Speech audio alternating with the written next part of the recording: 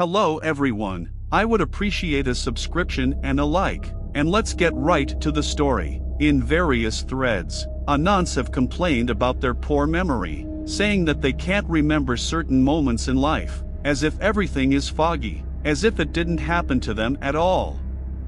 I used to worry about this problem too, and I shared it with my mother. She said she knew a physiotherapist she knew at a hospital who would do me a course of procedures right at home as a friend, would not refuse me. I agreed. On the outskirts of the city where I arrived, the house I needed was quickly found. When I went up to the apartment, I was welcomed by the doctor, a good-looking man with a neat beard. Well, just an Ibolite, LOL. One room in his apartment was practically a physiotherapy room, and in the living room I managed to notice the filing of technical and medical magazines in the closet behind the windows. I felt respect for the old man. I lay down on the couch, and the doctor began to prepare the electro-sleep machine, telling me all the niceties of what he called the fucking procedure. What I remembered from his lecture was that electro-sleep and electronarcosis have a long history, but are still rarely used, for vague reasons. Supposedly people are too different and the effectiveness depends too much on it. Meanwhile, there were electrodes on my forehead, eyes and under my coccyx, with some kind of bandage soaked in a solution. I was told to catch the relaxation, and I heard a switch flick. The tingling in the places where the electrodes were placed quickly disappeared and I fell into a pleasant slumber, as if I was asleep and awake at the same time. I could hear the birds outside the window, the doctor's occasional cough in the living room, the rustling of papers. On the other hand, I was dreaming.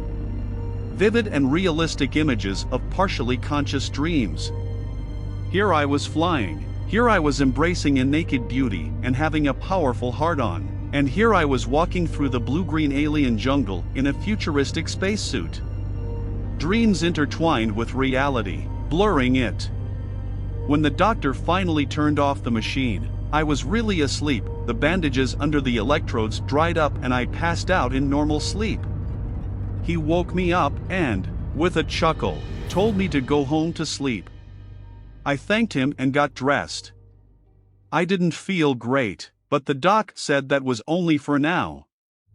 I really felt a crazy rush of energy outside, as if I had 100 days rest ahead of me. It felt good, no matter what you say. So 2 weeks went by. I went to the doctor's house and got charge after charge. On the 5th day, I realized that I could remember the contents of any movie or book I had watched/read. On the 7th day, childhood memories started coming back. Anon, that was fucking awesome. It was like I was watching a huge childhood.avi file, with all the whines and fails, sensations, smells and tastes.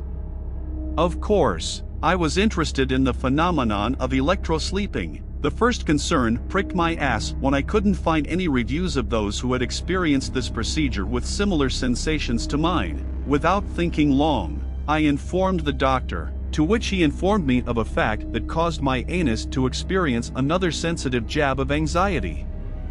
Stroking my goatee, the physiotherapist told me that he had remodeled the electro-sleep machine in his own way, changed the frequency ratio, and something else. When I asked him if it was dangerous, he laughed and asked me if I felt worse. I felt a little embarrassed. He was an educated expert and I was a simple dick who doubted him. I assured him that his methods were fucked up and told him about the amazing freshness of my memory. He nodded and I was back on the couch. Everything went super, as usual. The second week of the treatment started to fuck up. The cunt came on somehow abruptly and suddenly, as it should. First, I had a nightmare during my electro-sleep. Instead of the usual sexy futuristic and adventurous motifs, I saw something like static on the screen of an old TV set that wasn't tuned to a program. My whole body went numb. Through this noise, I saw an episode of my childhood that I couldn't remember before. It was like I was little and sitting on my mother's lap in our old kitchen, and she was arguing with a woman in a checkered handkerchief. The woman begins to open the large zippered bag lying in her lap, and my mother yells at her. I don't understand the words, only the intonation, and even that was somehow strange, vague. The woman opens her bag and pours out a pile of small animals on the table, and they move.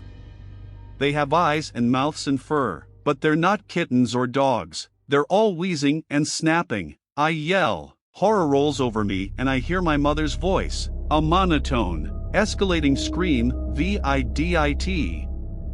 I was screaming on the couch like a madman, already seeing that the doctor had turned off the machine and was counting my pulse. I was pounding and didn't understand a fucking thing. The noise in front of my eyes wouldn't go away. I felt better after a shot was given in my arm right on the couch. I could see that the old physiotherapist was frightened, but he did not lose his spirits. When I was more or less relieved, he questioned me. I noticed that the old bugger was recording my testimony on his tape recorder. Anger came over me like fear had recently come over me. I said goodbye abruptly, and left, slamming the door. I was as inadequate as a husband catching his wife with another man's dick in her cheek. After 5 minutes on the street, I felt a rush of energy, so fucking intense that it eclipsed all the previous times. I even thought I hadn't suffered in vain, LOL. Then the euphoria passed, but the memory remained. A juicy, strong memory, with a sense of déjà vu. It frightened me, not by the scary little animals, but by the very nature of the memory, the mystical secrecy, the sense of forbiddenness. I didn't go to the doctor the next day.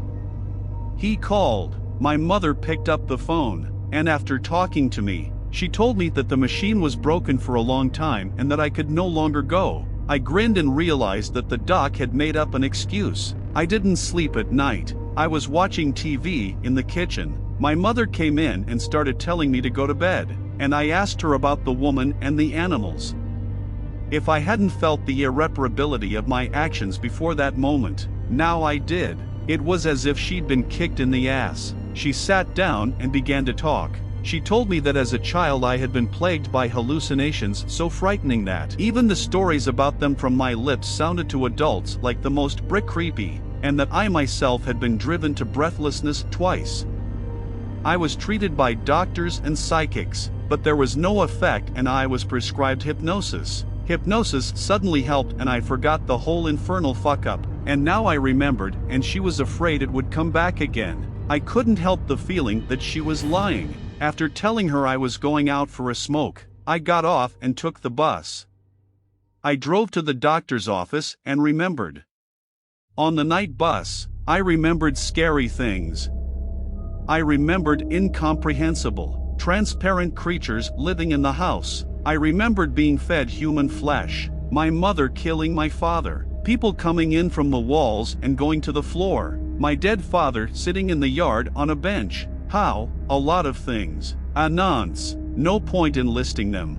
All the abnormal memories had a greenish glow to them, like a green sunset in the sky.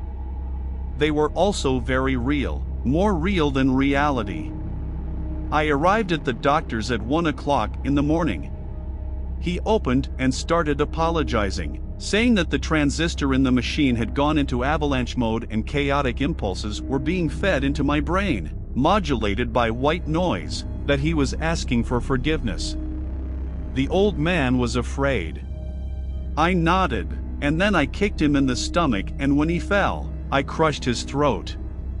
He broke my life, I broke his neck, all fair.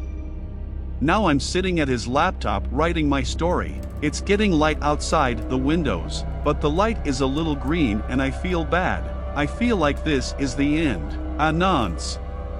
In the living room, where I left the corpse, something rustles and knocks, the shadows thicken around me. Now I turn on the electro-sleep, setting the controls to maximum, and put on the electrodes. Maybe the old man managed to repair it and sleep will save me from the horrors, if only for a while, and if he didn't repair it, maybe this is my chance for the original electrolobotomy. I don't know. I'm not going to wake up. Fuck. It's weird all around. Good luck, guys. Don't mention it.